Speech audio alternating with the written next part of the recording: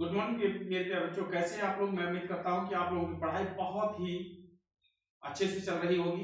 तो चलिए हम लोग जो है आज सिंपल इंटरेस्ट साधारण ब्याज से संबंधित कुछ महत्वपूर्ण प्रश्नों पर प्रकाश डाल लेते हैं। उसी क्रम में यहाँ पर आज का पहला प्रश्न क्या कर रहा है, किसी धन के 7 वर्ष और 10 वर्ष के साधारण ब्याजों का अंतर 150 रुपए है। यदि ब्याज की दर 5% वार्षिक हो तो वह धन ज्ञात कीजिए। मेरे बच्चों यहाँ पर ध्यान दीजिएगा, 7 वर्ष और 10 वर्ष के साधारण ब्याजों का अंतर कितना है, यहाँ पर 150 रुपए। तो भाई यहाँ पर ध्यान देना, ब्याज का अंतर, ठीक है, ब्याज का अंतर दिया हुआ है, कितना दिया हुआ है, तो आप कहेंगे 150 रुपए है।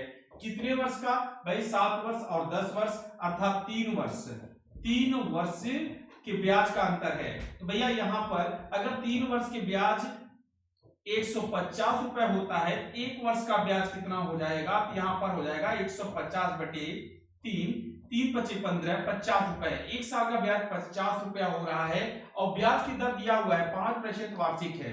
भाई 5% बराबर कितना हो गया, तो आप कहेंगे 50 रुपए। 1% बराबर कितना हो गया, 50 बटे 5, 5 दहानी 50। 1% में 10 रुपए होता है, तो 100% बराबर कितना होता है, 10 गुने 100 बराबर 1000 रुपए। तो वह धनराशि क्या है, 1000 रुपए। यहाँ पर आपका ऑप्शन ए जो है यहाँ पर बिल्कुल राइट आंसर हो जाता है। चलिए नेक्स्ट क्वेश्चन को देखते हैं, अगला क्वेश्चन क्या कह रहा है। क्वेश्चन नंबर 2, कोई धन साधारण ब्याज की दर से 2 वर्ष में 550 रुपए तथा 3 वर्ष में 575 रुपए हो तो 4 वर्ष में वह धन कितना हो जाएगा। यहां पर ध्यान दीजिएगा, अब कोई धन है जो साधारण ब्याज की दर पर 2 वर्ष में जो है कितना है, 550 रुपए हो रहा है, और यहां पर ध्यान देना है 3 वर्ष में वही धन कितना बन जाता है, भाई 575 रुपए बन जाता है। तो भाई कितने वर्ष का अंतर है, यहाँ पर आप देखेंगे केवल 1 वर्ष का अंतर है, और यहाँ पर ब्याज का अंतर कितना हो रहा है, 25 रुपए। 1 साल का ब्याज अगर 25 रुपए होता है, तो मेरे प्यारे बच्चों यहां पर ध्यान देना है, ये 1 साल का ब्याज है, तो 2 साल का ब्याज कितना हो जाएगा, 50 रुपए। इस 550 रुपए में 50 रुपए जो है ब्याज है, तो मूलधन कितना है, 500 रुपया। भैया यहाँ पर मूलधन आपका आ गया कितना, 500 रुपए।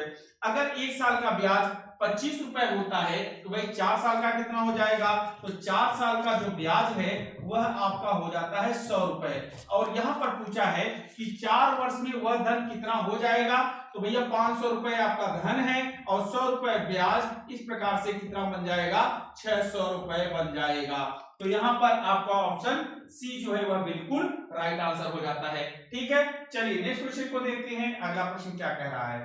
अगला क्वेश्चन यहाँ पर है क्वेश्चन नंबर 3, एक रकम साधारण ब्याज में 2 वर्षों में 2240 रुपए, ठीक है, 2 वर्ष में भैया कितना हो रहा है, कोई धनराशि 2240 रुपए बनती है, ठीक है, और वही धनराशि 5 वर्ष में कितनी बन जाती है, 2600 रुपए बन जाती है। ठीक है, यहाँ पर कितने वर्षों का अंतर है, तो भाई आप कहेंगे 3 वर्ष का अंतर है।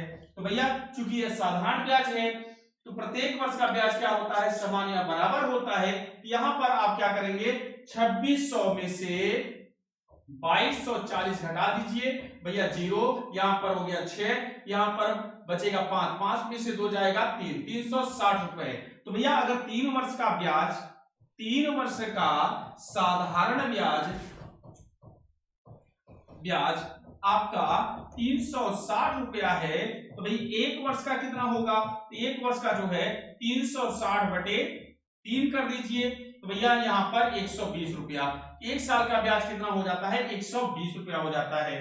तो यहाँ पर आपसे क्या पूछा है कि एक रकम साधारण ब्याज में 2 वर्षों में 2240 बनती है और 5 वर्षों में 2600 बनती है, तो वह रकम क्या है।